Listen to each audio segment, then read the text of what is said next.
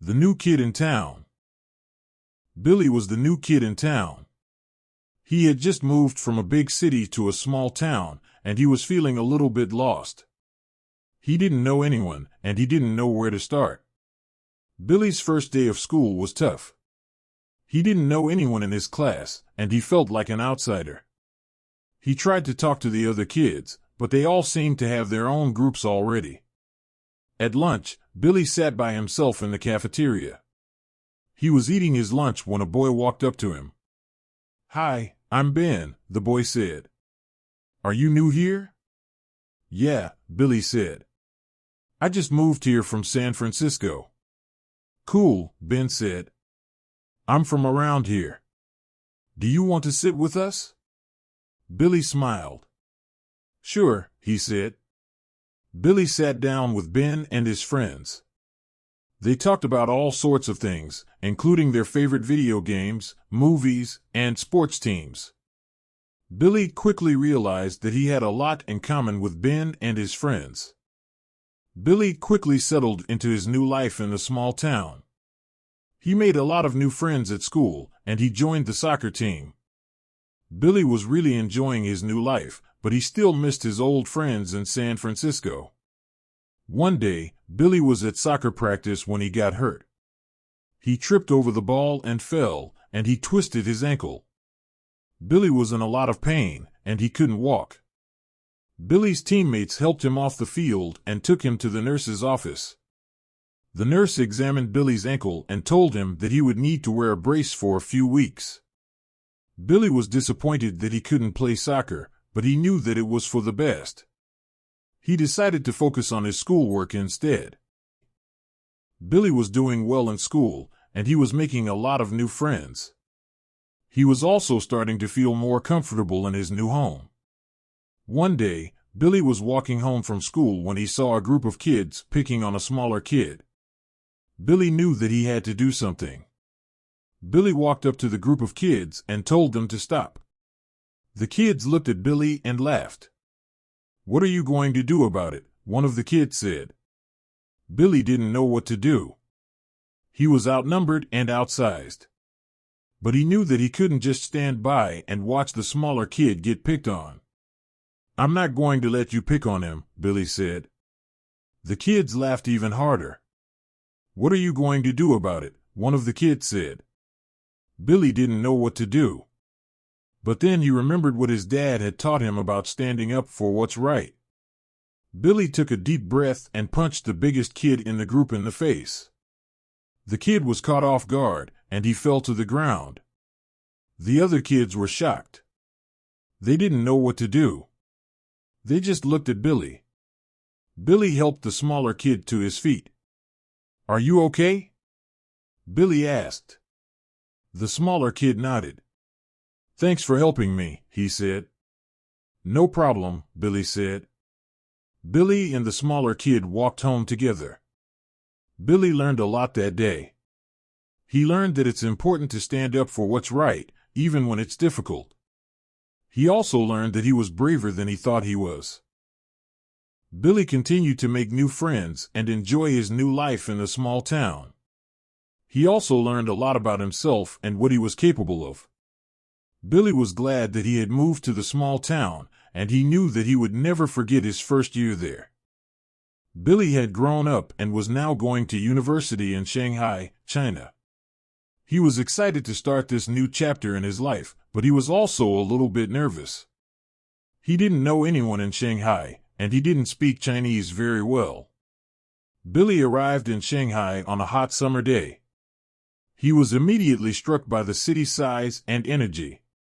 He had never seen anything like it before. Billy took a taxi to his new dorm room.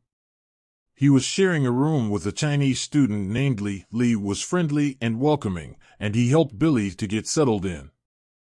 Billy and Li quickly became friends. They spent a lot of time together, exploring Shanghai and practicing their Chinese. Billy also joined a few clubs and societies at university, and he made a lot of new friends from all over the world. One day, Billy was walking through the campus library when he saw a girl sitting at a table. She was reading a book about Chinese history. Billy was immediately drawn to her. She was beautiful, and she had an air of intelligence about her. Billy gathered his courage and walked over to the girl's table. "Hi," he said. "My name is Billy." The girl looked up from her book and smiled. "Hi, Billy," she said. "My name is May." Billy and May started talking, and they quickly realized that they had a lot in common. They were both interested in Chinese history and culture, and they both loved to read. Billy and May started dating, and they quickly fell in love. They spent a lot of time together, exploring Shanghai and learning about each other's cultures. Billy and May had been dating for a year now, and they were more in love than ever. They spent all of their free time together, and they were inseparable. Billy and May were both very different people, but they complemented each other perfectly. Billy was outgoing and adventurous, while May was shy and reserved. Billy helped May to come out of her shell, and May helped Billy to slow down and appreciate the finer things in life. One day, Billy decided to surprise May with a romantic dinner at a restaurant overlooking the Huangpu River. He had reservations made at the best restaurant in the city, and he had bought her a beautiful bouquet of flowers. Billy and May arrived at the restaurant and were seated at a table by the window. The view was breathtaking. Billy could see all of the lights of Shanghai twinkling in the distance. Billy and May ordered dinner and started to talk. They talked about their hopes and dreams for the future. They talked about their families and friends. They talked about everything and nothing. After dinner, Billy got down on one knee and pulled out a ring. "May," he said, "will you marry me?" May was speechless. She had been waiting for this moment for so long. Tears of joy welled up in her eyes. "Yes, Billy," she said. "Of course I will." Billy slipped the ring on May's finger, and they kissed.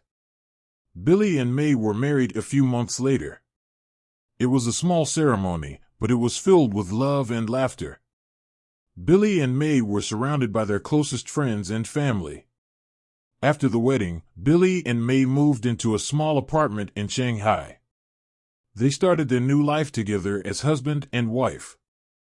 Billy and May had been married for a year now, and they were still as in love as ever. They had moved into a small apartment in Shanghai, and they were starting to build a life together. Billy was working as an English teacher at a local university, and May was working as a translator at a Chinese company. They were both doing well in their careers, and they were happy with the life they were building together. One day, May came home from work with some exciting news. "Billy," she said, "I'm pregnant." Billy was overjoyed. He had always wanted to be a father, and now his dream was coming true. "That's wonderful news, May," he said. "I'm so happy for you." Billy and May hugged each other tightly. They were both so excited about the new chapter in their lives. 9 months later, May gave birth to a healthy baby boy. Billy and May named him Kai. Kai was a happy and healthy baby. He loved to smile and laugh. Billy and May were completely smitten with him. Billy and May spent all of their free time with Kai. They took him to the park, the zoo, and the museum. They read him stories and sang him lullabies. They loved every minute of being parents. One day, Billy and May were sitting in the park with Kai. They were watching him play on the swings. "I can't believe how fast he's growing up," May said. "It seems like just yesterday he was born." "I know," Billy said. "It's amazing. He's such a good boy." Kai laughed as he swung higher and higher. "I'm so lucky to have you both," May said. "I'm the happiest woman in the world." Billy smiled. "Me too," he said. "I love you both more than anything." Billy and May leaned in and kissed each other. They were both so grateful for the life they had built together. They had a loving husband and wife, a beautiful son, and a bright future ahead of them.